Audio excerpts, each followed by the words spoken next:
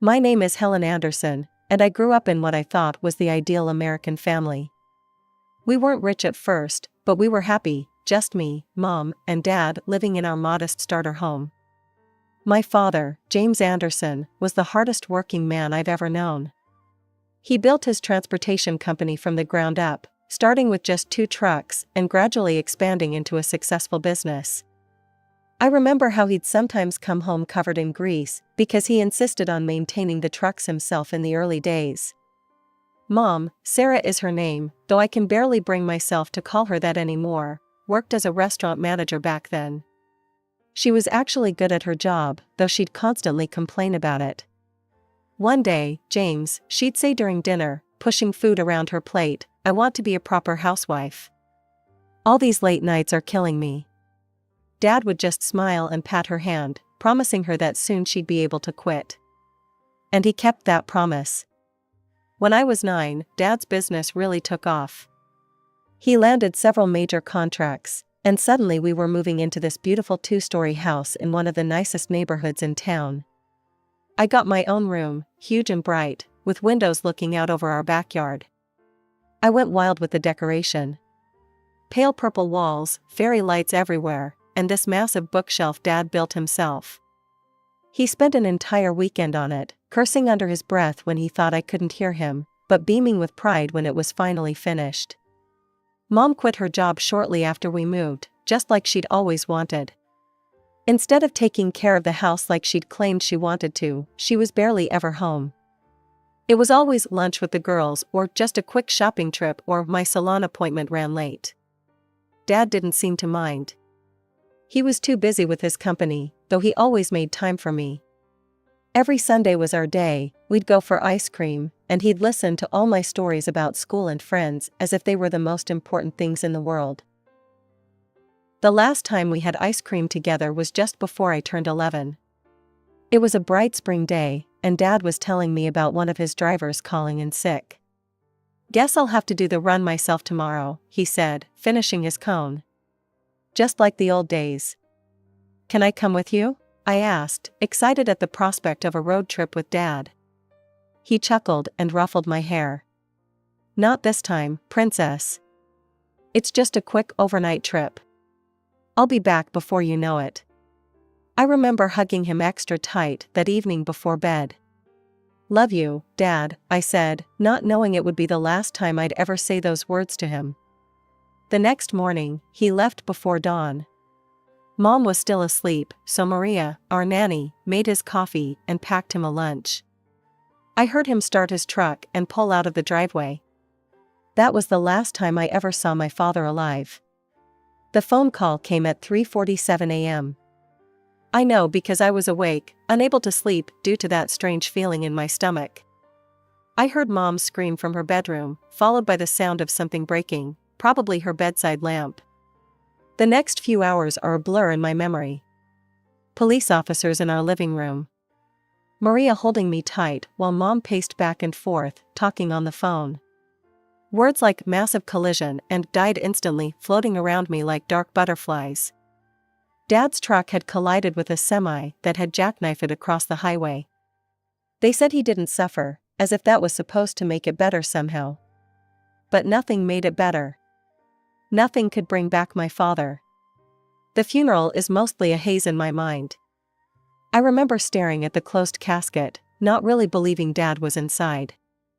Mom put on quite a show, wailing and practically throwing herself across the casket at one point. Looking back now, I realize how theatrical it all was, but at 11, I thought that's just how adults handled grief. It was at the funeral that I met Uncle Robert and Aunt Patricia for the first time. They looked so much like strangers, yet Uncle Robert had Dad's eyes, the same kind, crinkly corners when he tried to smile at me through his tears. "Helen," he said, kneeling down to my level. "I'm your father's brother.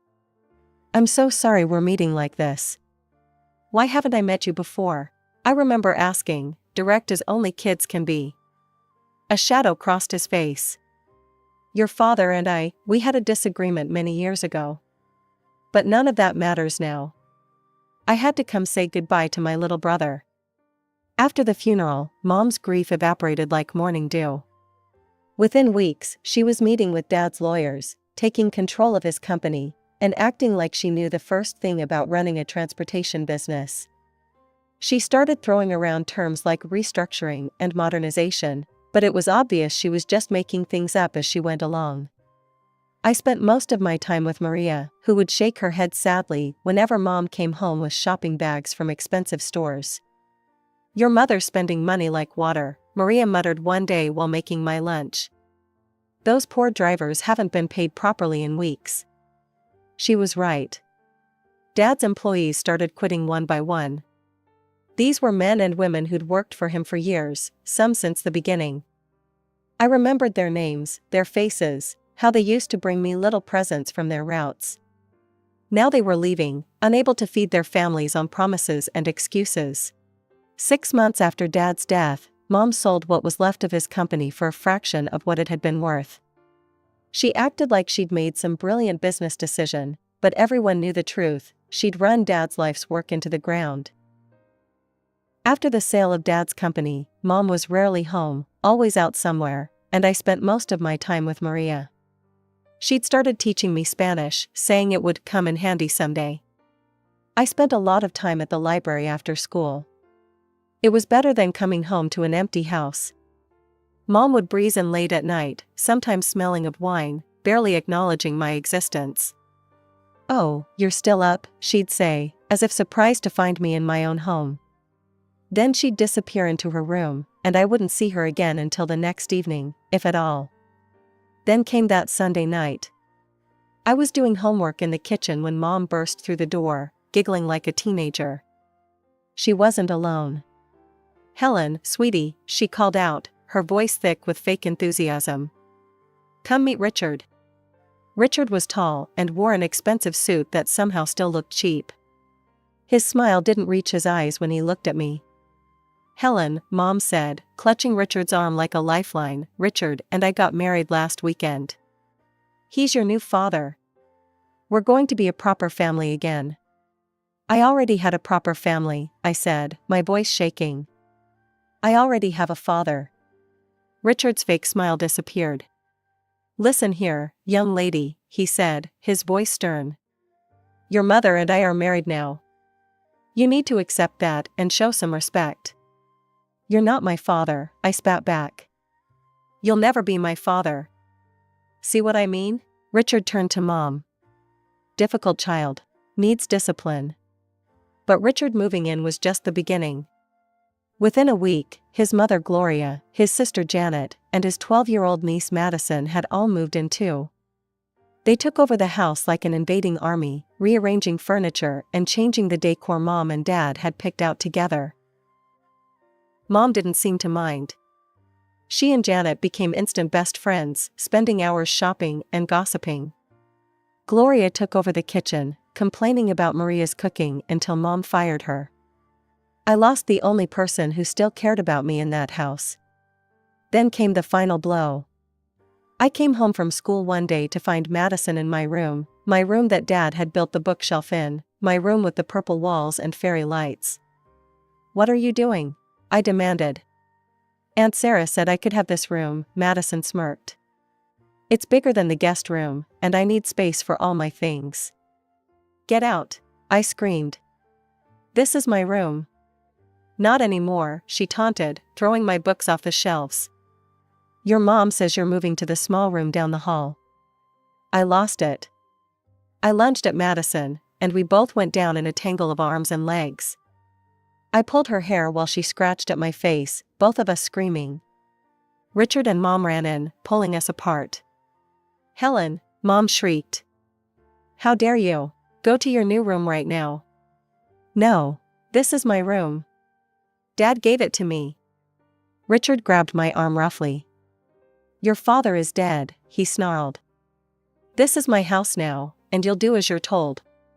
They locked me in the small guest room for 2 days, only letting me out for school and bathroom breaks. My books and things were piled in boxes in the corner. Dad's bookshelf was thrown out with the trash. Through the wall, I could hear Madison playing music in my old room, and Mom laughing with Janet downstairs like nothing was wrong. A few weeks after the room incident, I was heading to the bathroom late at night when I heard voices from downstairs. I crept to the top of the stairs, staying in the shadows. "The girl is becoming more difficult every day," Richard was saying. "She's disrupting our family harmony. Have you considered finding her another home?" My heart stopped. "Another home? You mean adoption?" Mom asked, and my blood ran cold at how thoughtful she sounded. "I suppose that could work. She's still young enough." "It would be better for everyone," Janet added. "Madison's afraid of her after that attack, and honestly, she doesn't fit in here anymore." I ran back to my room, buried my face in my pillow, and told myself they couldn't mean it. Mom wouldn't give me away. She couldn't. I pushed the conversation to the back of my mind, convincing myself it was just talk. 2 months later, my 13th birthday arrived. I wasn't expecting much. My birthdays hadn't been celebrated since Dad died. But to my surprise, Uncle Robert and Aunt Patricia showed up at the door. "Happy birthday, Helen," Uncle Robert said, hugging me tight. His eyes narrowed when Richard walked past, ignoring us completely. Mom had thrown together a hasty dinner, probably embarrassed that Dad's brother might judge her. The tension around the table was thick enough to cut with a knife. Then Mom cleared her throat. "Actually, Robert, Patricia, I'm glad you're here. There's something I need to discuss." Something in her tone made my stomach clench. "Helen isn't happy here," Mom continued, not looking at me. "And frankly, we're not happy either. She doesn't fit in with our new family dynamic. I've decided to put her up for adoption." The words hit me like a physical blow. The conversation I'd overheard hadn't been just talk after all. "I thought, since you and Patricia don't have children of your own," Mom continued, her voice casual as if she were discussing the weather, "you might want to take her. If not, I'll start looking for other families." The room spun. I couldn't breathe. On my birthday. She was giving me away on my birthday. Uncle Robert's chair scraped back so violently it fell over. "We'll take her," he thundered, his face red with fury. "And you, Sarah, are the most despicable excuse for a mother I've ever seen. How dare you?"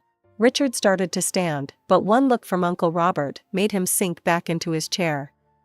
"Patricia," Uncle Robert said, his voice gentler, "help Helen pack her things. We're leaving now." Aunt Patricia wrapped an arm around my shaking shoulders and led me upstairs. We packed quickly, throwing my clothes and few remaining possessions into bags. I was crying so hard I could barely see. "It's going to be okay, sweetheart," Aunt Patricia kept whispering. "We've got you now."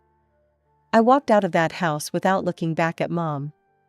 She didn't try to stop me, didn't try to say goodbye. The last thing I heard as Uncle Robert closed the car door was Madison asking if she could have my new room too. The transition wasn't easy at first.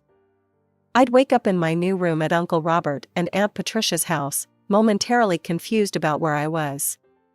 But then I'd smell Aunt Patricia's coffee and bacon wafting up from the kitchen, and remember that I was home, my real home. The adoption process moved quickly. Mom signed away her rights without hesitation, which hurt at the time but eventually felt like a blessing. Uncle Robert and Aunt Patricia became Mom and Dad on paper, making official what was already true in my heart. "Helen," Uncle Robert said one morning over breakfast, "we enrolled you in Riverside Prep. It's a better school than your old one, and we think you'll like it there." I did like it there. Without the constant stress of my old home life, I started doing better in classes. My teachers noticed, and so did my new parents. They came to everything, every school play, every academic awards ceremony, every parent-teacher conference. When I joined the debate club, they sat through every competition, beaming with pride even when I lost. They encouraged me to try new things. Piano lessons, summer science camps, volunteering at the local animal shelter, they supported it all. Not just with money, but with genuine interest and involvement. The pain of my mother's rejection faded gradually, replaced by the warm certainty of being truly loved. I stopped thinking about her, stopped wondering if she ever thought about me. My new life was too full, too happy for those old hurts to matter anymore. High school graduation came, and I had the loudest cheering section in the audience, not just Uncle Robert and Aunt Patricia, but their whole extended family who had embraced me as their own. "We have something to tell you," Aunt Patricia said at my graduation dinner. "We've been saving for your college fund since the day you came to live with us." They'd put aside enough to send me to any school I chose. I picked State University's business school, planning to major in investment management. College was incredible. I threw myself into my studies, determined to make them proud. During my junior year internship at Goldman Sachs, Aunt Patricia mentioned casually that she'd run into my birth mother at the grocery store. "She has a son now," Aunt Patricia said carefully, watching my reaction. "They're still in your father's old house with Richard's family." I just nodded, surprised to feel nothing but mild curiosity. That life seemed like a distant dream now, happening to someone else. After graduation, I landed a job at Morgan Stanley. My starting salary made my eyes pop. It was more money than I'd ever imagined making right out of college. The day I got my first paycheck, I went straight to the jewelry store. Uncle Robert had been wearing the same worn-out watch for years, and Aunt Patricia had been eyeing a particular pearl necklace in a local shop window. When I gave them their gifts, Aunt Patricia started crying, and Uncle Robert's hand shook as he put on his new watch. "You shouldn't have spent your money on us," he protested weakly. "Who else would I spend it on?" I asked, hugging them both. "You're my parents. You're the ones who made all of this possible." 6 years flew by after college.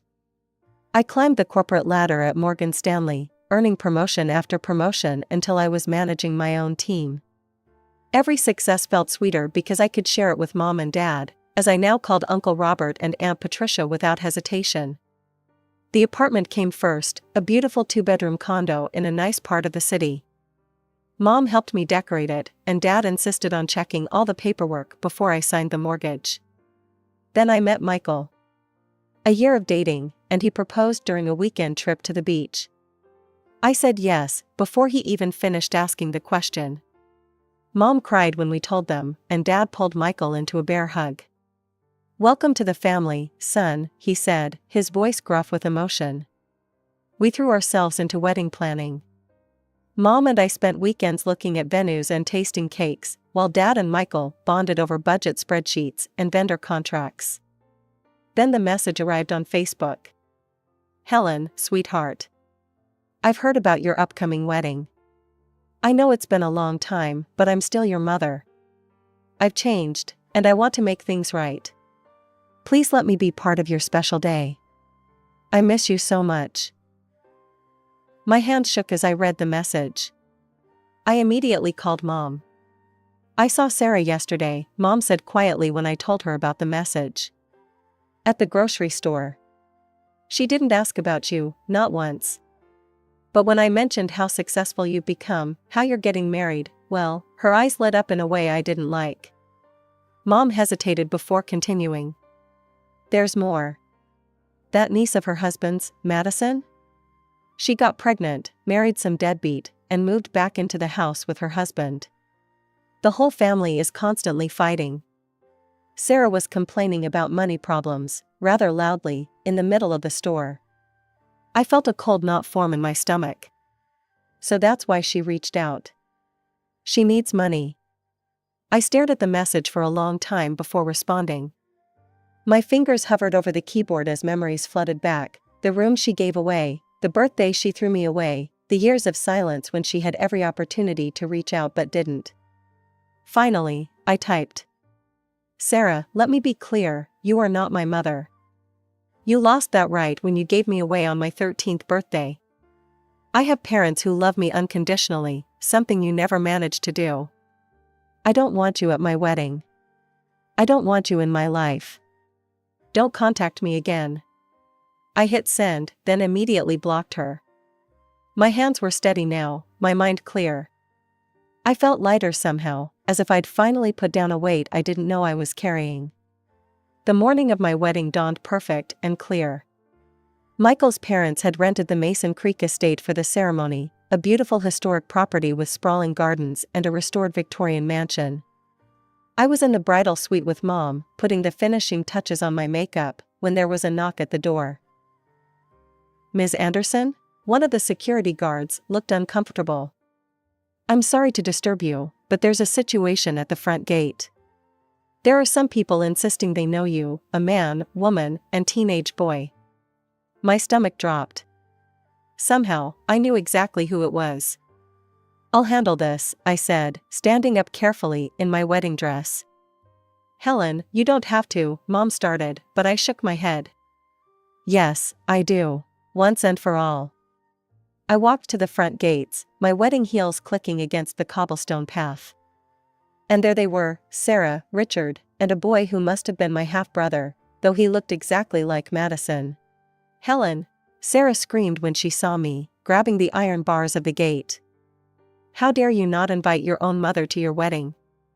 Let us in immediately." I took a moment to really look at her. She'd aged poorly, her designer clothes were obviously last season's, her makeup too heavy, her hair desperately in need of a touch-up. Richard looked thinner, more haggard, the expensive suit replaced by something off the rack. "Richard should be the one walking you down the aisle," Sarah continued, her voice shrill. "He's your father." That made me laugh, a genuine, hearty laugh that echoed across the courtyard. "My father? The man who locked me in a room for 2 days? The man who helped you throw away your own daughter? We're family," Sarah's voice cracked. "You can't just pretend we don't exist. Look at how you're living, this fancy wedding, your big job, your expensive clothes. Meanwhile, we can barely make ends meet. We're drowning in debt, and you're here playing princess." Ah, there it was. The real reason for this dramatic appearance. "I'm not playing at anything," I said coldly. "I worked for everything I have. And let's be clear, you're not my family. You gave up that right years ago. My parents are inside that house. They're the ones who raised me, supported me, loved me unconditionally. You need our help." Sarah was practically foaming at the mouth now. "After everything we did for you." "Everything you did for me?" I cut her off. "You mean throwing me away like garbage? Taking away my room, my home, my childhood? That's what you did for me." I turned to the security guards. "These people are strangers who are trespassing. Please remove them from the property. They are not welcome here." "You can't do this," Sarah screamed as the guards moved forward. "I'm your mother." "No," I said firmly. "You're just the woman who gave birth to me. There's a difference." I turned my back on her continued screams and walked away, my head held high. When I returned to the bridal suite, Mom was waiting with a worried expression. "Are you okay, sweetheart?" I took a deep breath and smiled. You know what? I've never been better. That chapter of my life is finally, completely closed. There was a knock at the door, and Dad poked his head in. "Ready, princess?" I looked in the mirror one last time, adjusting my veil. The woman looking back at me wasn't that scared 13-year-old girl anymore. I was strong, successful, and loved, truly loved. "I'm ready," I said, taking Dad's arm. The wedding march began to play as we approached the garden ceremony. I could see Michael waiting at the altar, beaming at me with tears in his eyes. Our guest stood, turning to watch as Dad walked me down the aisle. This was how it should be, the man who taught me to drive, who helped me with my college applications, who showed me what a father's love really means, was the one giving me away. The ceremony was perfect. Michael and I exchanged our vows under a blue sky, surrounded by flowers and the people who truly loved us. When he kissed me for the first time as my husband, our guests erupted in cheers. The reception lasted well into the night. Dad gave a touching speech that had everyone crying, then made everyone laugh with embarrassing stories from my college years. Mom danced with Michael while I danced with Dad, and I couldn't stop smiling. That was 6 months ago. Michael and I just got back from our honeymoon in Greece, and life has settled into a wonderful new normal. Sometimes people ask me about my real parents, and I tell them truthfully that my real parents are the ones who chose me, who loved me, who shaped me into the person I am today. I don't know what happened to Sarah and her family after the wedding, and honestly, I don't care.